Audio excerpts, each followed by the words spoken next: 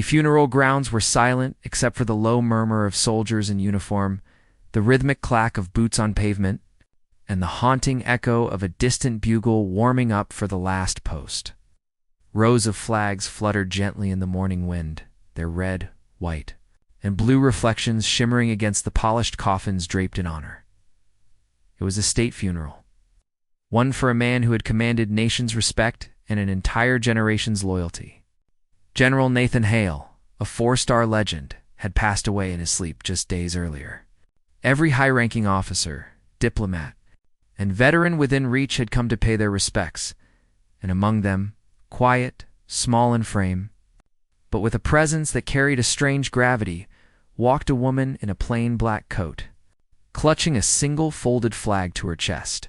Her eyes were hidden behind dark glasses, her hair tied tightly beneath her beret. She wasn't on the guest list. She wasn't wearing medals or ribbons, but she walked with the posture of someone who had known both command and loss. 2 guards at the entrance spotted her immediately. "Ma'am, this section is restricted," one of them said firmly, stepping into her path. "Family and authorized personnel only."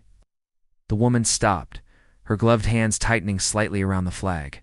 Her voice, when she spoke, was calm, but low, like someone who'd spent years giving orders rather than taking them.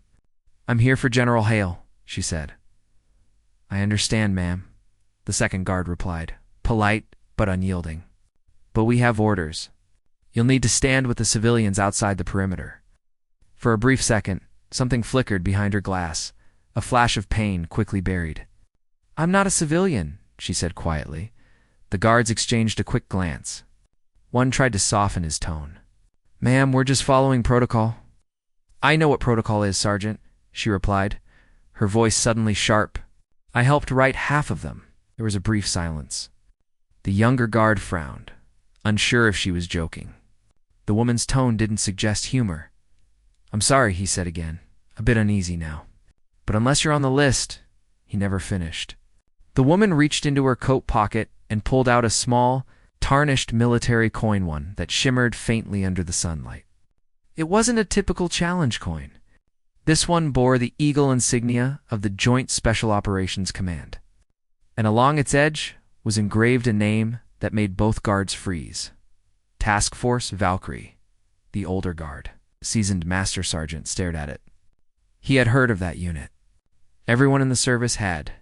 It was an elite, all-female, covert operations group that had existed only in rumor.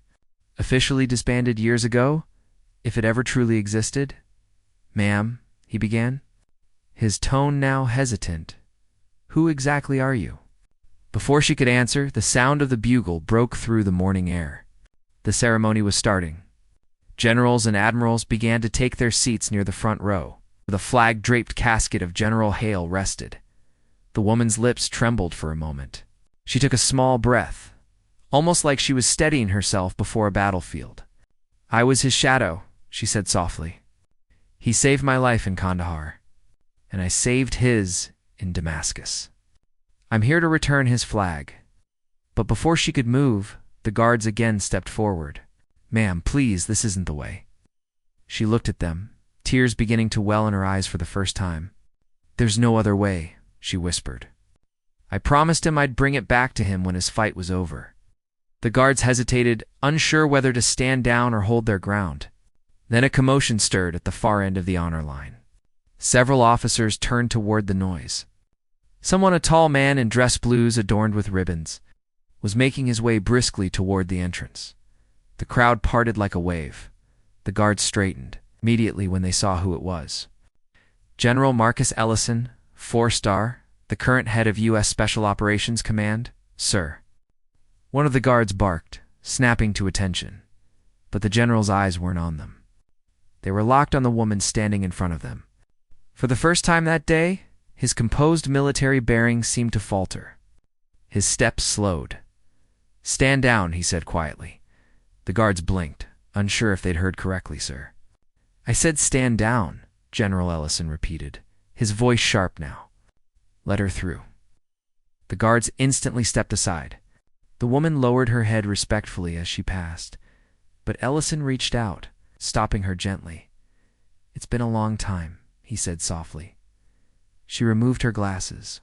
For a moment, the years melted away, and Ellison saw her not as the stranger before him, but as Captain Evelyn Ross.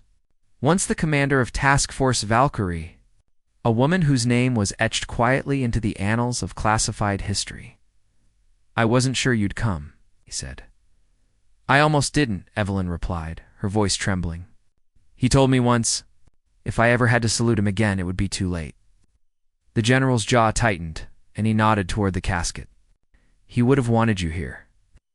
Evelyn stepped forward, the crowd watching curiously as the unknown woman approached the front. The moment she did, whispers rippled through the rows of officers. Some recognized her immediately. Others only knew the legend. She walked up to General Hale's coffin, knelt beside it, and placed the folded flag on top. Her hand lingered there for a moment, trembling. "You said soldiers never really die?" she whispered under her breath. "They just go where the noise stops." A tear slid down her cheek, landing on the flag. She stood, saluted sharply, her form perfect, her hand steady, despite the emotion clawing inside her chest. The entire line of soldiers instinctively followed suit. One by one, every man and woman in uniform rose to their feet, saluting silently. Even the general. The air was still. The only sound was the faint hum of the wind through the trees and the steady beating of the woman's heart. After the service, as the casket was carried toward the waiting honor guard, General Ellison found her standing alone near the tree line, staring at the horizon. "He told me about you," he said quietly. "About that night in Damascus. How you dragged him out under fire."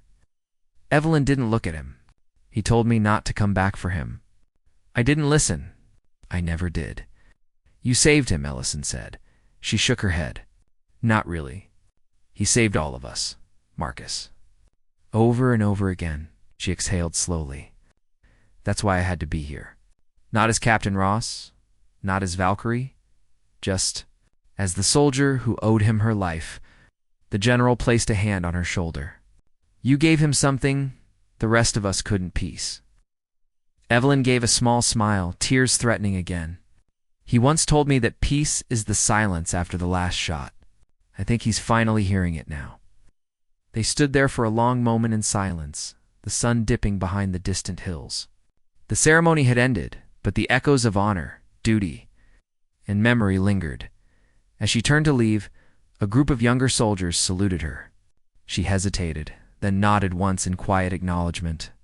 No one stopped her this time. No guards, no questions. Just respect. As she reached the gates, a voice called after her General Ellison again. "Captain Ross." She turned. He raised his hand in salute. "Welcome home." Evelyn smiled faintly, returned the salute, and walked away into the golden light. Her silhouette framed by the fluttering flags one soldier's promise finally kept.